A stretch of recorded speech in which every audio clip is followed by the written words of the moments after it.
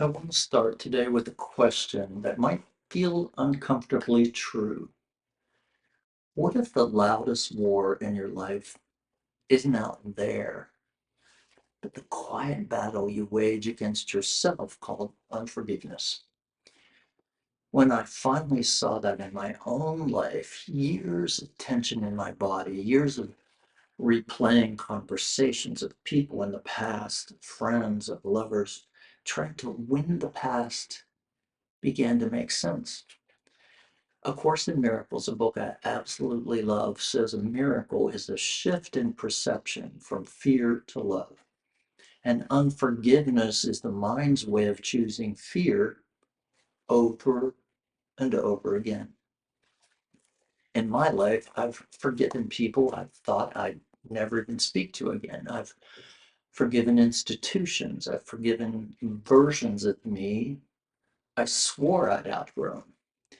I've forgiven a body that didn't heal on my timetable. Over the three surgeries, the last two surgeries I had, some seasons I felt like a defendant and a judge in the same courtroom, sentencing myself each morning for crimes already served. If you recognize that weight, you're not broken, you're just carrying a story on your back. The Holy Spirit is ready to rewrite. A Course in Miracles teaches that I am never upset for the reason I think.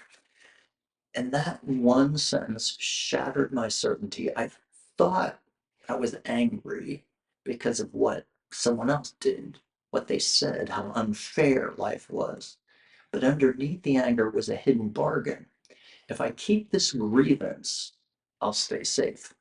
If I hold on to this pain, I'll never be fooled again.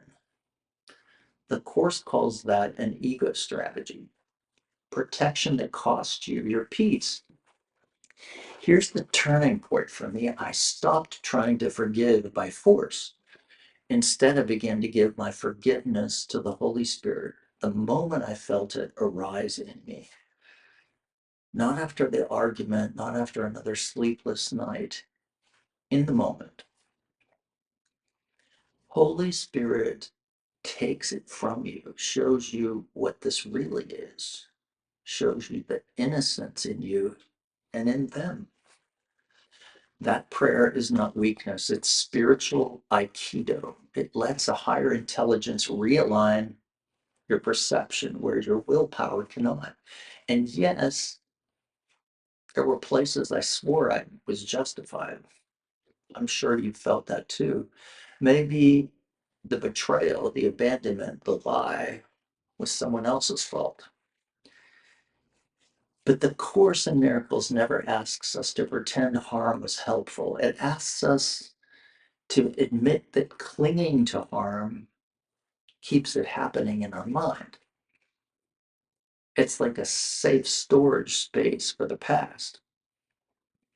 Forgiveness, however, is not saying it was fine. It's saying I release my right to make this the lens of my life, to make this my identity. The moment you release the lens you're looking through, the foggy lens you're looking through, you stop rehearsing the war in your mind. Here's a simple practice that rebuilt my inner peace when I was sure peace had left me. Step one, name the grievance honestly. No spiritual bypassing. Say it plain. I feel hurt because blank. Step two, locate where it lives in your body, in your stomach, in your jaw, in your back, in your shoulders. A Course in Miracles reminds us the body is a neutral communication device. It just broadcasts the station you tune to. Is it your chest, throat, jaw, gut? Put a hand there. Feel peace there. Let go of the grievance in that space in your body. Step three, breathe and invite the Holy Spirit. Say, I'm willing to see this differently. And then As you're willing, step 4, offer the whole scene like you're handing over a heavy box to Holy Spirit, to whatever you imagine it is, God, creative mind, the cosmos, fate. Imagine the weight leaving your hands. Step 5, choose a truer thought, like you're editing the old one. The Course gives us many. I could see peace instead of this. Forgiveness offers me everything I want. Above all else, I want to see. Repeat your chosen thought gently as you breathe, unknotting your body. I don't even know if that's a word, but I can feel it. Some days I needed that cycle every 5 minutes, and that was okay. Forgiveness is not a single heroic act, it's the daily hygiene of a mind that prefers freedom to being right all the time. There were people I thought had to change for me to be at peace. The day I realized that expectation of peace doesn't wait for apologies, I stopped outsourcing my healing. And something beautiful happened. Without the courtroom in my head, I could finally set healthy boundaries in real life. Forgiveness didn't make me a doormat to anyone, it made me clear. The ego says, I'll forgive if you lose power. If I forgive, I'll lose power. Spirit says, when you forgive, you return to power because you return to love.